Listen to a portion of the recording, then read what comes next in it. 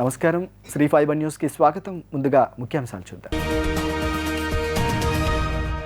రాష్ట్ర ప్రభుత్వ దాష్టికాలను ధైర్యంగా ఎదుర్కొంటామన్న బీజేపీ రాష్ట్ర అధ్యక్షురాలు పురంధేశ్వరి. వ్యవసాయానికి హాని కలిగించే 3 నల్ల చట్టాలను రద్దు చేయాలని డిమాండ్ చేసిన కిసాన్ సంఘ నేతలు. ఇంద్రకీలాద్రిపై కొనసాగుతున్న భక్తుల రద్దీ, సుమారు 50,000 మంది దర్శించుకున్నారన్న అధికారులు. రాష్ట్ర ప్రభుత్వ దాష్టికాలను ధైర్యంగా ఎదుర్కొందామని కార్యకర్తలకు భాజపా రాష్ట్ర అధ్యక్షురాలు దగ్గుపాటి పురంధేశ్వరి పిలుపునిచ్చారు. ఆర్డీఎస్ఎల్, లీగల్ సెల్ సంయుక్తంగా పనిచేస్తే మంచి ఫలితాలు సాధించవచ్చని తెలిపారు. ఓటర్ జాబితాలో ఓట్ల తొలగింపుపై దృష్టి కేంద్రీకరించాలని వారికి సూచించారు. విజయవాడలో నిర్వహించిన పార్టీ అనుబంధ విభాగాలు ఆర్టీఎస్ఎల్, లీగల్ సెల్ సంయుక్త సమావేశానికి ముఖ్య అతిథిగా AP BJP chief Daggubati Purandeswari హాజరయ్యారు. ఈ సందర్భంగా ఆమె మాట్లాడుతూ న్యాయపరమైన సమస్యలు తలెత్తినప్పుడు కార్యకర్తలకు అండగా ఉండాల్సిందిగా లీగల్ సెల్కు సూచించారు. సమాచారం నిర్ధారణ చేసుకున్న అనంతరమే ఏదైనా నిలదీయగలమని, ఆ దిశగా కార్యాచరణ రూపొందించుకోవాల్సిన అవసరం ఉందన్నారు. ఆర్డీఎస్ఎల్, లీగల్ సెల్ సంయుక్తంగా పనిచేస్తే మంచి ఫలితాలు సాధించవచ్చన్నారు. ఓటర్ జాబితాల్లో ఓట్ల తొలగింపుపై దృష్టి కేంద్రీకరించాలన్నారు. అనంతరం భాజపా లీగల్ సెల్ రాష్ట్ర కన్వీనర్ ప్రతాప్ రెడ్డి మాట్లాడుతూ కార్యకర్తలకు న్యాయ సహాయం అందించేందుకు సిద్ధంగా ఉన్నట్లు చెప్పారు. ఆర్టీఎస్ఎల్ రాష్ట్ర కన్వీనర్ వెంగమాంబ శ్రీనివాస్ ఆర్టీఏపై పవర్ పాయింట్ ప్రజెంటేషన్ ఇచ్చారు. ఈ సమావేశంలో సీనియర్ నేతలు పాకా వెంకట సత్యనారాయణ, రంగరాజు తదితరులు పాల్గొన్నారు. ప్రతి నెల ఆఖరి ఆదివారం వచ్చేటువంటి మన్ కీ బాత్ కార్యక్రమాన్ని మనం బూతుల్లో వినాలని, అది కేవలం మన బూత్ కమిటీలకి పరిమితం చేయకుండా ఆ బూత్ పరిధిలో ఉన్నటువంటి ఓటర్లు కావచ్చు, సామాన్య ప్రజలు కావచ్చు, వారందరినీ ఏ విధంగా భాగస్వాములు చేయాలో ఆ విషయం మీద దృష్టి సారించాలని చెప్పి నడ్డా గారు పదే పదే మనకి ఇచ్చేటువంటి ఆదేశం. ఎందుకంటే దీని ద్వారా సామాన్య ప్రజల్ని ఎప్పుడైతే మనం భాగస్వాములు చేస్తామో అప్పుడు దేశవ్యాప్తంగా జరుగుతున్నటువంటి మంచి విషయాలు ఏవైతే ఉంటాయో అవన్నీ కూడా ప్రజలు అర్థం చేసుకుని ఆ కార్యక్రమాన్ని ఒకవేళ మనం కార్యాచరణలోకి పెట్టొచ్చా, కార్యరూపం ఇవ్వచ్చా అనేటువంటి విషయం మీద దృష్టి సారిస్తూ మనలో ఉత్సాహాన్ని పెంపొందించేటువంటి అవకాశంగా పరిగణిస్తూ మరి నడ్డా గారు మనకిచ్చినటువంటి ఆదేశం. కనుకనే ఇవాళ మన పార్టీకి సంబంధించినటువంటి కార్యక్రమాన్ని ప్రారంభించుకునే ముందు ఒక్కసారి మనం అందరం కూడా మన్ కీ బాత్ వినాలి అని చెప్పి ముందు మన్ కీ బాత్తో ఇవాళ కార్యక్రమాన్ని ప్రారంభం చేసుకోవటం జరిగింది. ఇవాళ నరేంద్ర మోడీ గారు 2-3 ముఖ్య విషయాల మీద వారు నొక్కి వక్కాణించడం జరిగింది. ప్రధానంగా ముందు వారు చెప్పినటువంటి విషయం ఏమిటంటే ఏ విధంగా మనం పర్యావరణాన్ని పరిరక్షించుకోవాలి, ప్రత్యేకించి నీటి వనరులు. ఇవాళ నీటి వనరులు ఎక్కడ చూసినా కూడా ఒకంత ఇబ్బంది దేశంలో ప్రజలు పడుతున్నటువంటి సందర్భంలో మనం ఏ విధంగా నీటి వనరుల్ని పరిరక్షించుకోవాలి, అదేవిధంగా చెట్ల పెంపకం.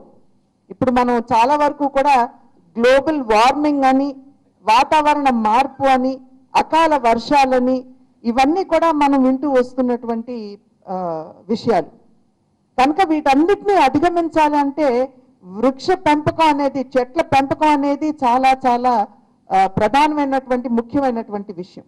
వ్యవసాయానికి, రైతాంగానికి హాని కలిగించే 3 నల్ల చట్టాలను, ఎలక్ట్రిసిటీ బిల్లును రద్దు చేయాలని కిసాన్ సంఘాల నేతలు డిమాండ్ చేశారు. డాక్టర్ స్వామినాథన్ కమిషన్ సిఫారసు చేసిన విధంగా సమగ్ర పంట ఉత్పత్తి వ్యయానికి 50% కలిపి చట్టబద్ధత ఎంఎస్ఎంపీ నిర్ణయించాలని వారు డిమాండ్ చేశారు. ఆంధ్రప్రదేశ్ రైతు సంఘాల సమన్వయ సమితి ఆధ్వర్యంలో సిద్ధార్థ కళాశాల ఆడిటోరియంలో కర్షక కార్మిక సదస్సు జరిగింది. సమితి రాష్ట్ర కన్వీనర్ వడ్డే శోభనాధీశ్వరరావు అధ్యక్షతన జరిగిన సదస్సులో ఆల్ ఇండియా కిసాన్ సభ జాతీయ ప్రధాన కార్యదర్శి అతుల్ కుమార్ అంజన్, ఎన్ఏపీఎం జాతీయ నాయకురాలు మేధా పట్కర్ తదితర జాతీయ నాయకులు పాల్గొని ప్రసంగించారు. అనంతరం వారు మాట్లాడుతూ వ్యవసాయ రంగానికి హాని చేసే 3 నల్ల చట్టాలను, ఎలక్ట్రిసిటీ బిల్లు 2020ను రద్దు చేయాలని డిమాండ్ చేశారు. రైతులకు పంట రుణాలను మాఫీ చేయాలని కోరారు. పార్లమెంట్లో ఎలక్ట్రిసిటీ బిల్లును ప్రవేశపెట్టడమే కాక రైతుల మెడకు ఉరితాడు కాగల ప్రీపెయిడ్ స్మార్ట్ ఎలక్ట్రిసిటీ మీటర్ల బిగింపు ప్రక్రియను ఉపసంహరించుకోవాలన్నారు. రైతుల సమస్యలపై దేశవ్యాప్త ఉద్యమానికి సన్నద్ధం కావాలని వారు పిలుపునిచ్చారు.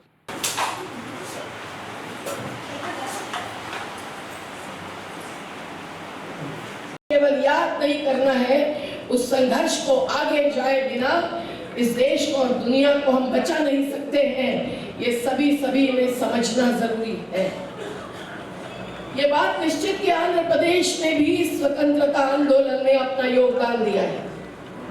पर जैसा आनंदा ने कहा कि जिन्होंने तिरंगा का अपमान किया था, कभी तिरंगा को स्वीकार नहीं किया था, वो आज तिरंगा लहराकर आजादी की बात करते हैं, तो हमें आजादी बचाओ का संघर्ष करना पड़ता है।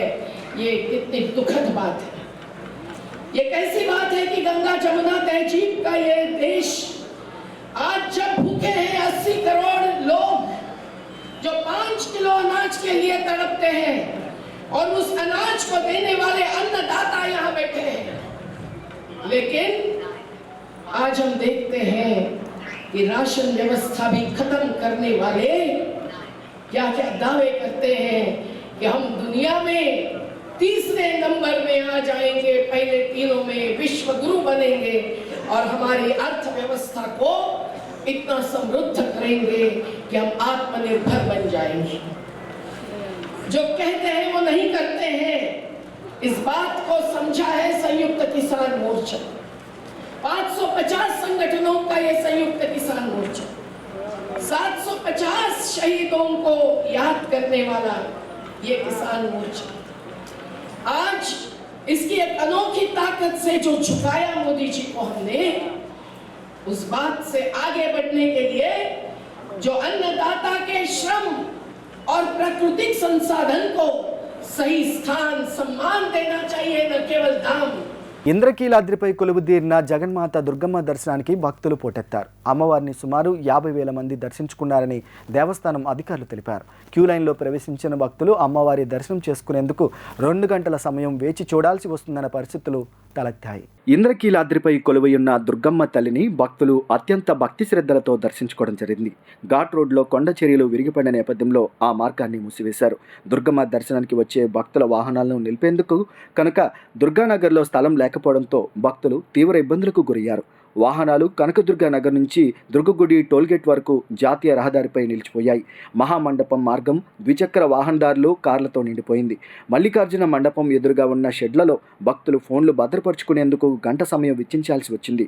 లిఫ్ట్ల వద్ద ఏర్పాటు చేసిన తాత్కాలిక సమాచారం కేంద్రం వద్దకు వెళ్లడానికి భక్తులు ఇబ్బందులు పడ్డారు. భక్తుల రద్దీని దృష్టిలో ఉంచుకొని అమ్మ దర్శనానికి ఉన్న ఏకైక మార్గం వద్ద గట్టి చర్యలు తీసుకోవాల్సిన దేవస్థానం అధికారులు నిమ్మకు నీరెత్తినట్లు వ్యవహరించారని భక్తులు ఆవేదన వ్యక్తం చేశారు. క్యూ లైన్లో ప్రవేశించిన భక్తులు అమ్మవారి దర్శనం చేసుకునేందుకు 2 గంటల సమయం వేచి ఉండాల్సిన పరిస్థితులు తలెత్తాయి. ఆర్బీఐ నుంచి అప్పులు చేయడంలో సీఎం జగన్మోహన్ రెడ్డి సరికొత్త రికార్డు సృష్టించారని టీడీపీ అధికార ప్రతినిధి పట్టాభి అన్నారు.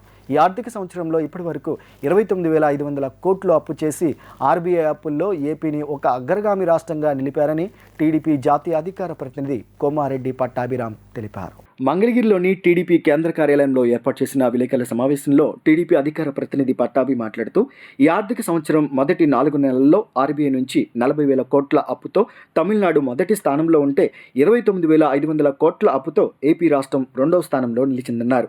ఈ ఆర్థిక ఏడాదిలో ఇప్పటివరకు 17 సార్లు RBI state government securities auction నిర్వహించి అప్పులిస్తే మన రాష్ట్రం దేశంలోనే అత్యధికంగా 14 సార్లు ఈ అవకాశాన్ని వినియోగించుకుందని ఆరోపించారు. దేశంలో మరే ఇతర రాష్ట్రం కూడా 14 మంగళవారాలు ఆర్బీఐ దగ్గర అప్పు చేయలేదని అన్నారు. ఈ ఆర్థిక సంవత్సరంలో ఆర్బీఐ వద్ద మొట్టమొదటిగా అప్పు చేసి బోణీ చేసిన రాష్ట్రంగా కూడా ఆంధ్రప్రదేశ్ ఘనత సాధించిందన్నారు. పొరుగు రాష్ట్రాలైన కర్ణాటక, ఒరిస్సా ఈ ఆర్థిక సంవత్సరంలో ఒక్క పైసా కూడా అప్పు చేయలేదన్నారు. అప్పులు చేయడంలో సరికొత్త రికార్డులు సృష్టించడంలో ఎప్పుడూ ముందుండేటువంటి ఈ రాష్ట్ర ముఖ్యమంత్రి జగన్మోహన్ రెడ్డి యథావిధిగానే ఈ ఆర్థిక సంవత్సరంలో కూడా రికార్డుల మోత మోగిస్తూ ఉన్నాడు. దేనిలోనండి? అప్పులు చేయడంలో. ఈ ఆర్థిక సంవత్సరం 2023-24కి సంబంధించి 4 నెలలు పూర్తిగా వచ్చింది. ఏప్రిల్, మే, జూన్, జూలై. ఈ 4 నెలల కాలంలో ఓవరాల్గా దేశవ్యాప్తంగా నెలకొని ఉన్నటువంటి పరిస్థితి అంటే రిజర్వ్ బ్యాంక్ ఆఫ్ ఇండియా నుంచి అప్పులు ఏ రాష్ట్రాలు ఎంతెంత అప్పు చేశాయి, మనం ఏ స్థాయిలో అప్పు తీసుకొచ్చాం అన్న అంశాన్ని ఒక్కసారి కనుక మనం గమనిస్తే రిజర్వ్ బ్యాంక్ ఆఫ్ ఇండియా వారి లెక్కల ప్రకారం మొదటి 4 నెలల్లో ఈ ఆర్థిక సంవత్సరంలో దేశంలో రిజర్వ్ బ్యాంక్ ఆఫ్ ఇండియా నుంచి అత్యధికంగా అప్పులు చేసినటువంటి రాష్ట్రాల జాబితాలో మన రాష్ట్రం ఆంధ్రప్రదేశ్ జగన్మోహన్ రెడ్డి గారి సారథ్యంలో దేశవ్యాప్తంగా 2వ స్థానంలో నిలిచింది. 29,500 కోట్ల రూపాయల అప్పు చేసి నేషనల్ లెవెల్లో 2వ స్థానం దక్కించుకుంది. మొదటి స్థానంలో తమిళనాడు 40,000 కోట్ల రూపాయలతో ఉంటే 2వ స్థానంలో 29,500 కోట్లతో ఆంధ్రప్రదేశ్ నిలిచింది. ఇది కేవలం రిజర్వ్ బ్యాంక్ ఆఫ్ ఇండియా నుంచి ప్రతి మంగళవారం ఏదైతే అప్పులు తీసుకుంటూ ఉంటాయో వివిధ రాష్ట్రాలు, దాని యొక్క లెక్కలు మాత్రమే. మిగతా ఇతరత్ర దొడ్డిదారులో తీసుకునేటటువంటి అప్పులు కలపకుండా కేవలం రిజర్వ్ బ్యాంక్ దగ్గర నుంచి తీసుకునేటటువంటి అప్పులు గనక మనం పరిగణనలోకి తీసుకుంటే నేషనల్ లెవెల్లో 29 రాష్ట్రాల జాబితా గనక మనం గమనిస్తే మన రాష్ట్రం 29,500 కోట్ల రూపాయలు ఈ 4 నెలల కాలంలో అప్పు చేసి 2వ స్థానంలో నిలిచింది. చిన్నారులే దేశానికి అసలు సిస్సులైన వనరులని SIP academy India regional manager Praveen ప్రశంసించారు. అతి చిన్న వయసులోనే విద్యార్థులు అత్యంత ప్రతిభ కనబరుస్తున్నారని అభినందించారు. రాష్ట్ర స్థాయిలో జరిగిన మానసిక గణిత విశ్లేషణ పోటీల్లో 900 మంది చిన్నారులు అసామాన్యమైన ప్రతిభ కనబరిచారని ఆయన కొనియాడారు. నగరంలోని అయాన్ కన్వెన్షన్ హాల్ నందు సిప్ అకాడమీ ఇండియా వారి ఆధ్వర్యంలో ఆంధ్రప్రదేశ్ రాష్ట్ర స్థాయి abacus and mental arithmetic competition 2023 నిర్వహించడం జరిగింది. సిప్ స్టేట్ హెడ్ ఎం గోపాలకృష్ణ ఈ పోటీని ప్రారంభించారు. రాష్ట్ర స్థాయిలో జరిగిన ఈ మానసిక గణిత విశ్లేషణ పోటీలో 900 మంది చిన్నారులు అసామాన్యమైన ప్రతిభను కనబరిచారు. పోటీ తీవ్రత ఎక్కువగా ఉన్నప్పటికీ చెక్కు చెదరని ఆత్మవిశ్వాసంతో విద్యార్థులందరూ ఈ పోటీ పరీక్షలో పాల్గొన్నారు. ఈ పోటీలో 7 నుండి 14 సంవత్సరాలలోపు బాలబాలికలు తగిన శిక్షణ తీసుకొని తమ ప్రతిభను కనబరచడం విశేషంగా నిలిచింది. పోటీ ప్రారంభమైన కేవలం 5 నిమిషాల్లో హ్యూమన్ కంప్యూటర్ లాగా 80 నుండి 100 లెక్కలు మరియు 3 నిమిషాల్లో 60 నుండి 120 లెక్కలను చేయడం అందరినీ ఎంతో ఆకర్షించింది. చిన్నారులతో కూడిన ఈ పోటీ చూడముచ్చటగా ఉండి ఎంతో అబ్బురపరిచిందని ఈ పోటీని తిలకించిన ఎన్టీఆర్ జిల్లా కలెక్టర్ ఢిల్లీరావు మరియు 900 మంది విద్యార్థుల తల్లిదండ్రులు తెలియజేశారు. ఈ సందర్భంగా SIP academy India regional manager Praveen మాట్లాడుతూ చిన్నారులే దేశానికి అసలు సిస్సులైన వనరులన్నారు. అతి చిన్న వయసులోనే విద్యార్థులు అత్యంత ప్రతిభ కనబరుస్తున్నారని అభినందించారు. అనంతరం స్టేట్ హెడ్ గోపాలకృష్ణ మాట్లాడుతూ కొంతమంది పిల్లల్లో అసాధారణ ప్రతిభను గమనిస్తుంటామని, ఏదైనా ప్రశ్నను సంధిస్తుండగానే వెంటనే టక్కున సమాధానం చెబుతారని అన్నారు. అలాంటి ప్రతిభ చాలామంది పిల్లల్లో దాగుని ఉందన్నారు. కొత్త విషయాన్ని తెలుసుకోవాలనే ఉత్సుకత సహజంగానే పిల్లల్లో ఉంటుందన్నారు. దాన్ని గుర్తించి సరైన రీతిలో శిక్షణ ఇస్తే అసాధారణ ప్రతిభావంతులుగా మారతారని అన్నారు. దేశవ్యాప్తంగా 23 రాష్ట్రాల్లో ఈ తరహా శిక్షణ పొందుతున్న 3 లక్షల మంది పిల్లలే ఇందుకు నిదర్శనమని గోపాలకృష్ణ పేర్కొన్నారు. First state level prodigy competition for Andhra state. So SIP Abacus, we focus on developing skills of children, mainly the concentration, their listening skills, their memory, their arithmetic skills and overall confidence. So through these competitions, children take part in just 10 minutes. They have to solve almost 200 to 300 maths problems, addition, subtraction, multiplication, division. So there are 900 children taking part from various parts of Andhra today. There are 16 centers, learning centers for SIP Abacus program across Andhra. So 900 children taking part in this competition today on arithmetic skills and their concentration skills. So this is the first time we are doing it for Andhra Pradesh state as a separate contest.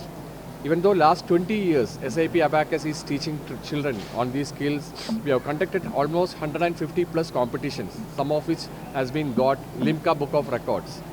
So as a skill organization, we focus on building all these learning abilities for children, and this competition will help children to practice and compete with large number of children across the state, which will help them to develop these skills. So all the parents, around 2000 parents have come here, 900 children are attending. So today this competition is a full day event where morning we are finishing the competition and afternoon we are having the prize distribution ceremony. So this is about the competition and the organization part. ఈ SIP Abacus అనేది 2003లో ఇండియాలో స్థాపించడం జరిగింది. ఈ year మేము 20th year anniversary celebrations కూడా చేసుకుంటున్నాము. ఆగస్ట్లో.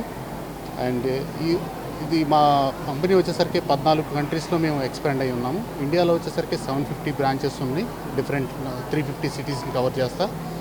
అండ్ యాజ్ ఏ ఏపీ వచ్చేసరికి టోటల్ 17 లొకేషన్స్, 17 ఫ్రాంచైజీస్ ఉన్నారు. లైక్ విజయవాడలో almost 9 to 10 people, and Guntur, Kadiri, Hindupur, Guntur, Tirupati, Chittoor, Kakinada ఇట్లాంటి లొకేషన్స్లో మా ఎగ్జిస్టెన్స్ ఉంది. ఈరోజు మేము ఇదొక స్కిల్ డెవలప్మెంట్ ఆర్గనైజేషన్ అండి. ఇది వచ్చేసరికి మేము పిల్లలకి డిఫరెంట్ కైండ్ ఆఫ్ స్కిల్స్ నేర్పించడం జరుగుతుంది ఈ ప్రోగ్రామ్ ద్వారా. లైక్ మేజర్గా చెప్పాలంటే concentration skill, listening skills, visual memory, ఇట్లాంటి అర్థమెటిక్ స్కిల్స్, ఇట్లాంటి స్కిల్స్ నేర్పించడం జరుగుతుంది అనమాట మా ప్రోగ్రామ్ ద్వారా. హైలాబ్ బ్రైట్స్ ప్రదర్శనను ఆగస్టు 4, 5, 6 తేదీల్లో విజయవాడలోని నోవోటెల్ హోటల్ వద్ద నిర్వహిస్తున్నామని హైలాబ్ ఎగ్జిబిషన్ నిర్వాహకులు పేర్కొన్నారు. ఈ ప్రదర్శనలో వెడ్డింగ్ ఫ్యాషన్, జ్యువెలరీ, బ్రైడల్ ఫ్యాషన్తో పాటుగా ఫ్యాషన్, లైఫ్ స్టైల్ ఉత్పత్తులు ప్రదర్శించనున్నామని తెలియజేశారు. కావున నగర ప్రజలు ఈ అవకాశాన్ని సద్వినియోగపరచుకోవాలని వారు కోరారు. హైలైఫ్ బ్రైడ్ ప్రదర్శన విజయవాడలో జరగనున్న నేపథ్యంలో ఆదివారం నోవాటెల్ హోటల్ నందు విలేకరుల సమావేశం జరిగింది. ఈ సమావేశంలో హైలైఫ్ ఎగ్జిబిషన్ నిర్వాహకులు శ్రీలేఖ, శిరీష, జెన్నీలు మాట్లాడుతూ వధువులు ఎప్పుడు కూడా తమ వివాహం కలకాలం మధురంగా నిలిచిపోవాలని కలలు కంటారని అన్నారు. ఆ రోజు తమ ఆహార్యం వైవిధ్యంగా ఉండాలని, ఈ ప్రపంచంలో తమ కంటే గొప్ప ఫ్యాషన్ ఐకాన్ ఎవరూ లేరనిపించేలా తమ ధారణ ఉండాలని తలపోస్తారన్నారు. దానికోసం రోజుల తరబడి తమ అన్వేషణను కొనసాగిస్తుంటారని, ఈ తరహా వధువుల కష్టాలను తొలగించేందుకు అంటూ హైలైఫ్ బ్రైడ్ ప్రదర్శన విజయవాడలో జరగనుందని తెలిపారు. సౌకర్యవంతమైన ఫ్యాషన్ అనుభవాలను, అత్యున్నత ఫ్యాషనబుల్, అధునాతన మరియు డిజైనర్ చీరలు, బ్రైడల్ ఆభరణాలు, అపేరల్, యాక్సెసరీలు మరియు మరెన్నో ఇక్కడ అందుబాటులో ఉండనున్నాయన్నారు. దేశంలో అత్యంత ఆదరణ పొందిన ఎగ్జిబిషన్ బ్రాండ్ హైలైఫ్ ఎగ్జిబిషన్ అని వివాహ అవసరాలను తీర్చే అతిపెద్ద ప్రదర్శనను సైతం ఈ బ్రాండ్ చేస్తుంటుందని తెలిపారు. దీనిలో భాగంగానే హైలైఫ్ బ్రైడ్స్ ప్రదర్శన ఆగస్టు 4, 5, 6 తేదీల్లో విజయవాడలోని నోవోటెల్ వరుణ్ హోటల్ వద్ద జరగనుందని పేర్కొన్నారు. అతిపెద్ద ఎగ్జిబిషన్లో హైలైఫ్ బ్రైడ్స్ ఒకటని, wedding fashion, jewellery, bridal fashion అవసరాలతో పాటుగా ఫ్యాషన్, లైఫ్ స్టైల్ ఉత్పత్తులు ప్రదర్శించనున్నామని తెలిపారు. హలో విజయవాడ, అందరికీ నమస్కారం. నేను మీ శ్రీలేఖ. సో మన విజయవాడలో ఉన్న ఫ్యాషన్ లవర్స్ అందరికీ అండ్ వచ్చే బ్రైడ్స్ అందరికీ ఒక మంచి ఇంట్రెస్టింగ్ న్యూస్ అండ్ మంచి గుడ్ న్యూస్ అని చెప్పుకోవచ్చు. మన హైలైఫ్ బ్రైడ్స్ నెక్స్ట్ మంత్ మన ఆగస్ట్ 4th, 5th, 6th మన నవోటలో జరుగుతుంది. సో మీకు ఇక్కడ ఎక్స్క్లూజివ్గా బ్రైడల్ కనెక్షన్ అనేది ఎగ్జిబిట్ చేస్తారు. ఆల్ ఓవర్ ఇండియా నుంచి ఇక్కడ డిజైనర్స్ వస్తారు. బ్రైడ్స్ ఐ థింక్ మీ అందరికీ ఒక బెస్ట్ ప్లేస్ ఇక్కడికి వచ్చి షాపింగ్ చేయడానికి. సో తప్పకుండా ఇక్కడ రండి, షాపింగ్ చేయండి అండ్ ఎంజాయ్ చేయండి. Thank you. హాయ్ అందరికీ, నా పేరు శిరీష. సో మన నోవోటెల్ వరుణ్లో మన హైలైఫ్ బ్రైడ్స్ అనేది జరుగుతుందండి. సో హైలైఫ్ ఎగ్జిబిషన్ అంటే మీకు అందరికీ తెలిసిందే, కలెక్షన్ అయితే చాలా బాగుంటుంది. అలాంటిది బ్రైడ్ కలెక్షన్ మీరు ఇంకా ఎక్స్పెక్ట్ చేయొచ్చు ఎంత కలెక్షన్ ఉంటుందో. సో మీకు కూడా అంత మంచి యూనిక్ కలెక్షన్స్ కావాలంటే ప్లీజ్ విజిట్ మన Novotel Varun in Vijayawada.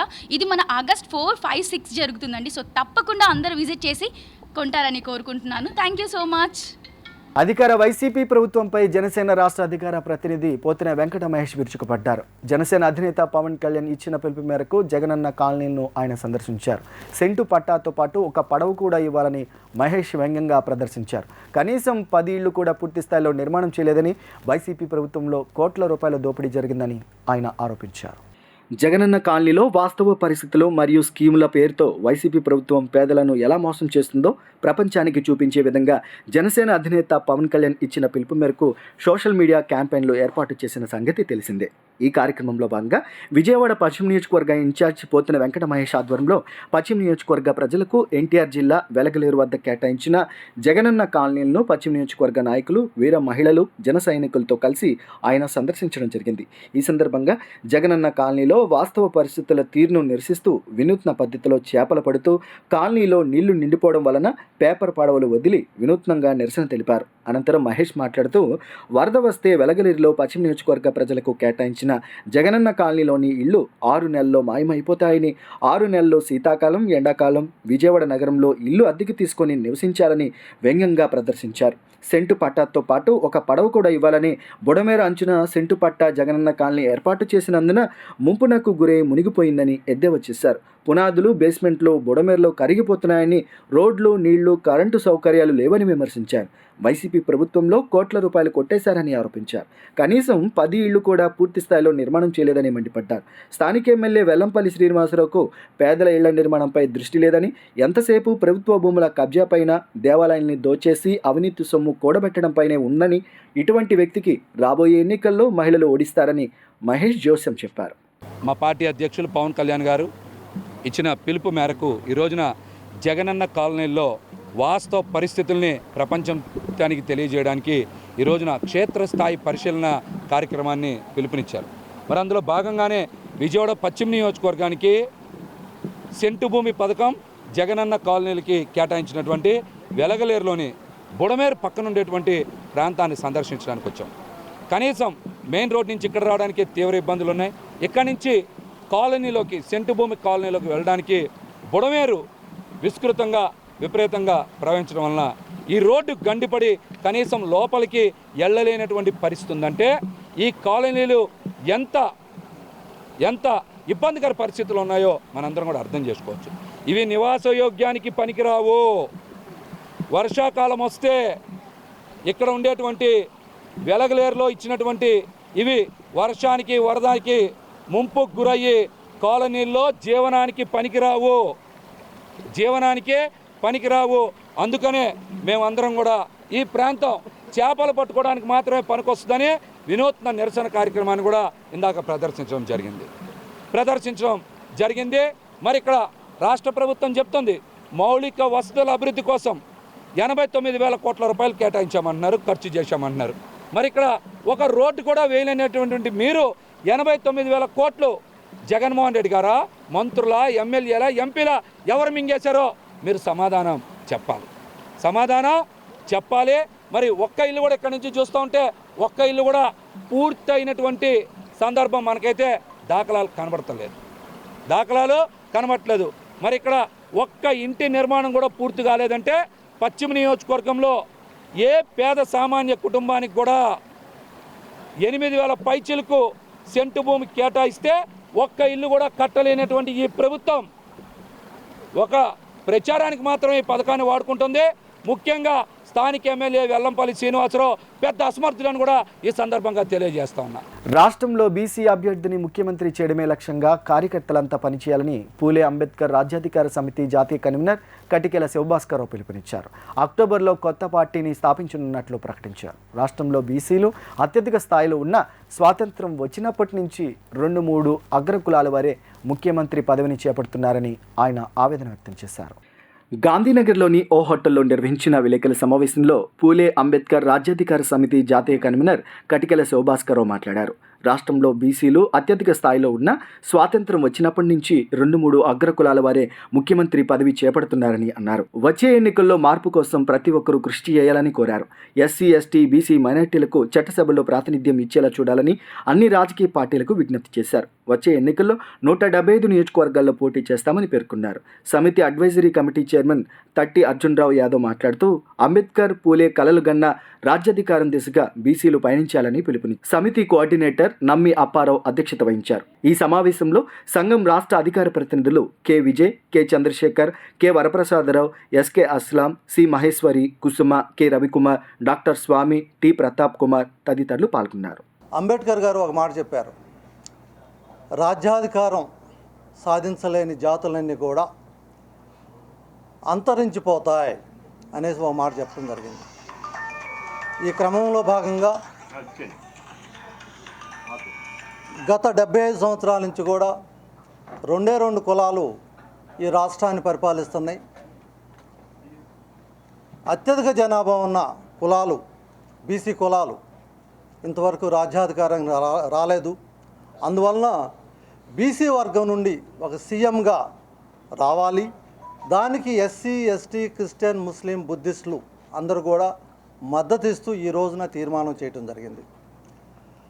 So first of all పూలే అంబేద్కర్ రాజ్యాధికార సమితి గత 3 సంవత్సరాల నుంచి కూడా రాజ్యాధికారం ఆవశ్యకత గురించి, బహుజనులకే రాజ్యాధికారం రావాలి, అసలు రాజ్యాధికారం అంటే ఏమిటి అనేది కూడా గత 3 సంవత్సరాల నుంచి మాక్ అసెంబ్లీ కండక్ట్ చేయడం జరిగింది 2 సార్లు. అదేవిధంగా ఒక 100 కులాలతోటి మీటింగ్స్ ఆర్గనైజ్ చేయడం జరిగింది. ఈ విధంగా చేసుకుంటూ 5,50,000 మంది సభ్యులు ఈ యొక్క కాన్సెప్ట్కి ఒప్పుకుని మద్దతుగా ముందుకొచ్చారు ఏపీ మొత్తం మీద. దాంతోపాటుగా ఎవరైతే 5,50,000 మంది ఉన్నారో వారితోటి 7 కులాలు, ఒక్కొక్క నియోజకవర్గానికి 7 కులాలతోటి కమిటీలు కూడా పెట్టుకుంటూ అన్ని అసెంబ్లీ నియోజకవర్గాల్లో కమిటీలు కూడా పెట్టుకుంటూ వచ్చాం. ఈ రోజున చూసినట్లయితే ఇక్కడున్న పొలిటికల్ పార్టీలు ఏదైతే ఉన్నాయో అన్ని పొలిటికల్ పార్టీలు కూడా యూసీసీకి కూడా తీర్మానం ఇచ్చారు, సపోర్ట్ చేస్తున్నారు. అదేవిధంగా మణిపూర్ యాక్టివిటీస్కి కూడా సపోర్ట్ చేస్తున్నారు, అంటే బీజేపీకి సపోర్ట్ చేస్తున్నారు. అంటే ఈ దేశంలో, ఈ రాష్ట్రంలో ఉన్నది మొత్తం బీజేపీకి సంబంధించిన పార్టీలే. సో అందుకని 75 సంవత్సరాల నుంచి 2 కులాలే చేస్తున్నాయి. ఈ 2 కులాలు కూడా ఎస్సీలో ఉన్న మాదిగ కులాన్ని చంపిన వాళ్ళు ఉన్నారు, కమ్మవారు చంపారు. అదేవిధంగా మాల కులాన్ని రెడ్లు చంపారు. ఇట్లా చంపినప్పటికి కూడా. వార్తలు ముగించే ముందు ముఖ్యాంశాలు మరొకసారి చూద్దాం. రాష్ట్ర ప్రభుత్వ దాష్టికాలను ధైర్యంగా ఎదుర్కొంటామన్న బీజేపీ రాష్ట్ర అధ్యక్షురాలు పురంధేశ్వరి.